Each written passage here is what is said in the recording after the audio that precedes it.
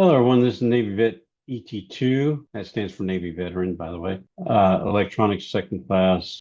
Dear Representative, I'm writing, this is a letter to the representatives concerning their characterization of murders by undocumented compared to murders to normal native-born citizens. And the reason I'm bringing this up is because they keep harping on the fact that the immigrants do crimes, but yet they're regulating immigration, but yet they're not doing anything to the United States to help them with their issues. They're not doing anything to help the schools with the murders in the schools. That's the issue that I see. And I'm sick and tired of them saying, well, you don't care about undocumented, and they call them illegals, but they're undocumented. And the problem is y'all are mischaracterizing the truth. The undocumented they're talking about sometimes as asylum seekers. And I guess they've got it in their head that asylum seekers means they got out of the same asylum, some kind of an asylum to come here. That's not the truth. I don't know why they consider these are the worst of the worst and all that, because they're not. The letter has sources that you can go verify this information uh, and all that, but that's where I stand. Dear representatives, I am writing this to formally request this letter be read on the floor of the House of Representatives and entered into the congressional record. As a concerned citizen, I am seeking clarity on why the legislative focus on the current 119th Congress appears disproportionately centered on immigrant crime when the empirical data consistently demonstrates that the most significant threat to public safety stems from crimes committed by native-born U.S. citizens, United States citizens. The data, native-born citizens versus immigrants. According to peer review research, the Department of Justice and Department of Justice data, immigrants, regardless of their legal status, commit crimes at a significantly lower rates than native-born citizens. A landmark 150-year study establishes a landmark 150-year study published in 2024 and updated in 2025 shows immigrants are 60% less likely to be incarcerated than people born in the United States. Jacome et al. Furthermore, native-born citizens are 10 times more likely than immigrants to be incarcerated for weapon-related offenses and 5 times more likely of violent offenses. Ruiz Soto is the source on that. Despite these facts, the current Republican-led narrative focuses almost exclusively on foreign invasion, while domestic homicide rates and mass violence remain a crisis driven primarily by U.S. citizens. Accountability and custodial deaths, and this is Peretti and Good plus a few more, and we don't have all the actual facts. The tragic death of Alexander Peretti and Renee Nicole Good in January 2026 highlights a disturbing trend where American citizens are being killed by the very federal agents, ICE and CBP, purportedly tasked with securing the nation. Excuse me. Renee Nicole Good, a 37-year-old woman, was shot by an ICE agent in Minneapolis on January 7th. Alexander Peretti, a 37-year-old U.S. citizen and nurse, was killed by federal agents during a demonstration on January 24th. He was holding a camera videotaping ICE, which is perfectly legal, and it don't matter if he's carrying a weapon or not, if he's carrying a concealed weapon, that is perfectly legal to videotape. ICE attacked him. They came up and approached him. Actually, they approached women and started pushing them down. He went to protect the women. He went to defend those women and people that were getting pushed down.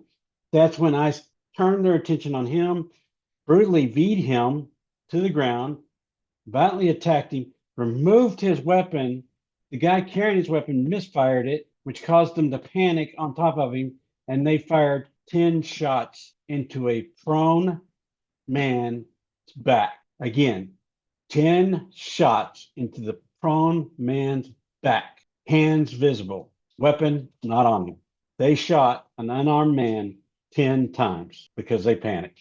And that was my bit, but I think everybody will agree on that part. The administration's refusal to allow independent civil rights investigations into the deaths, despite video evidence contradicting the official accounts, suggests that a disregard for the lives of the citizens when they conflict with the enforcement of immigration-related political agenda, school safety, and domestic violence. The American public is tired of hearing about border security while our children remain unsafe in their own classrooms. While the Plan for School Safety Act 2025 proposes hardening schools, it is explicitly avoids addressing the root cause of school murders, the prevalence of firearms among the domestic population. Furthermore, the fiscal year 2026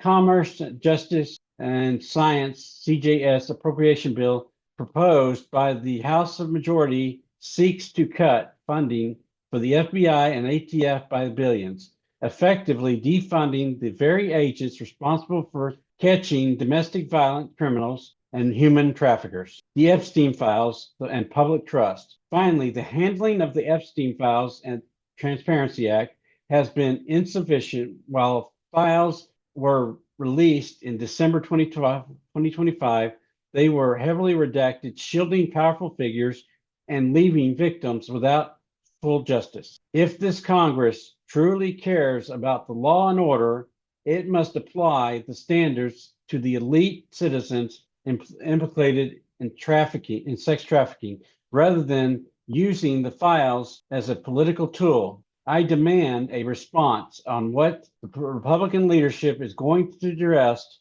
the prevalent crime committed by U.S. citizens and how you intend to protect Americans from the reckless disregard for human life displayed by federal law enforcement. Signed, John, disabled Navy veteran.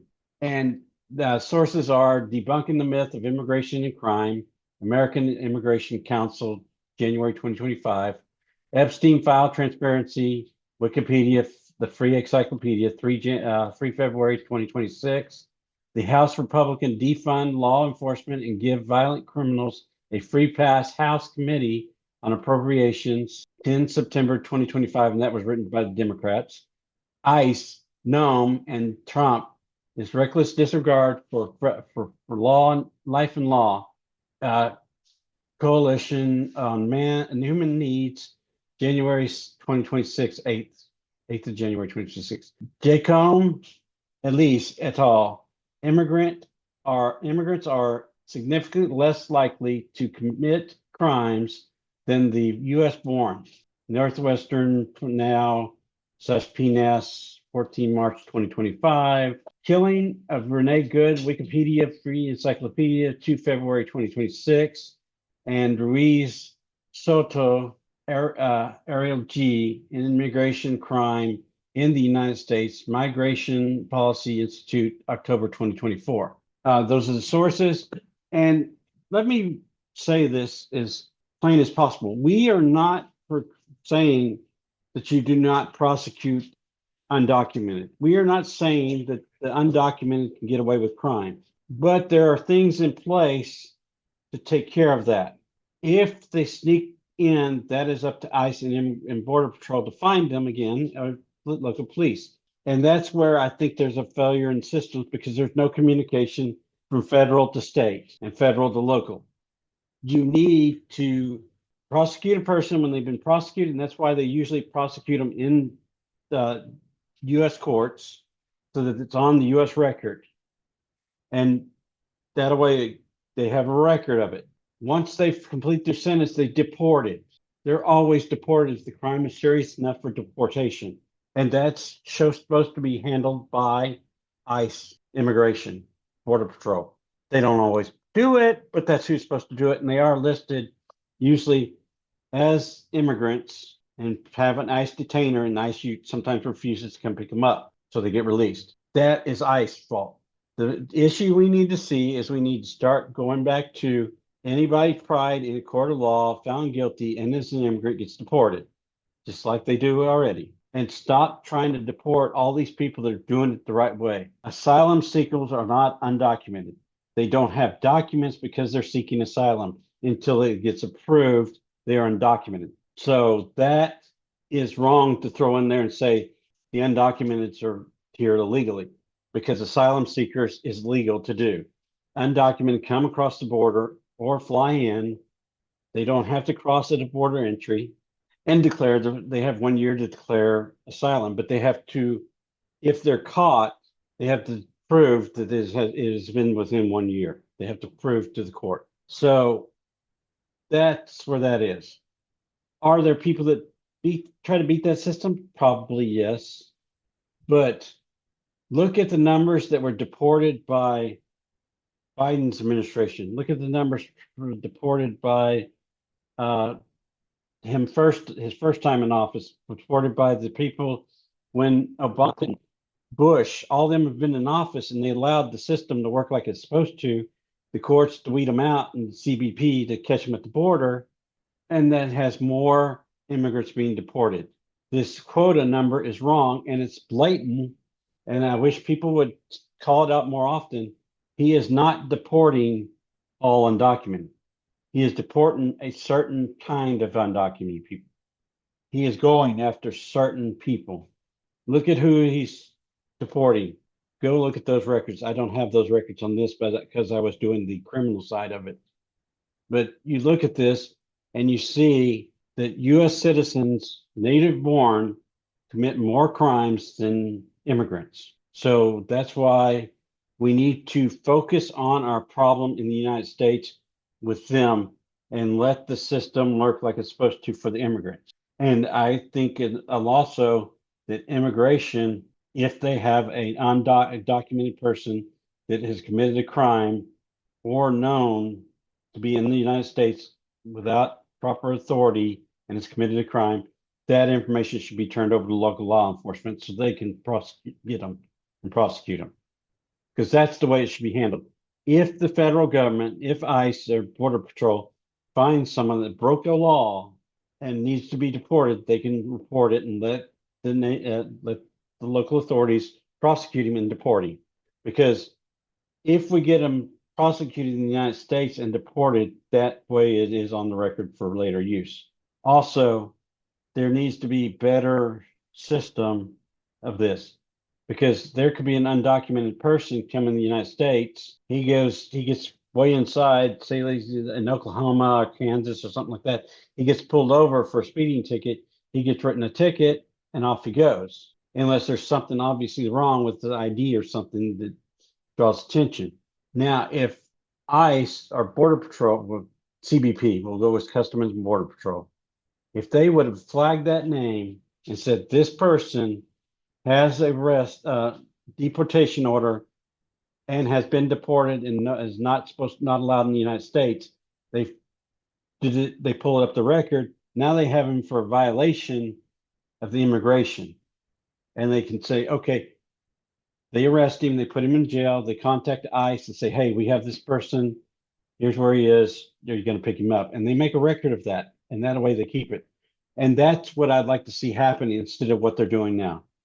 Because what they're doing now is a cluster, and it's to make people afraid to go vote. Do not allow this to happen. Do not be afraid to go vote and be on the voters rolls.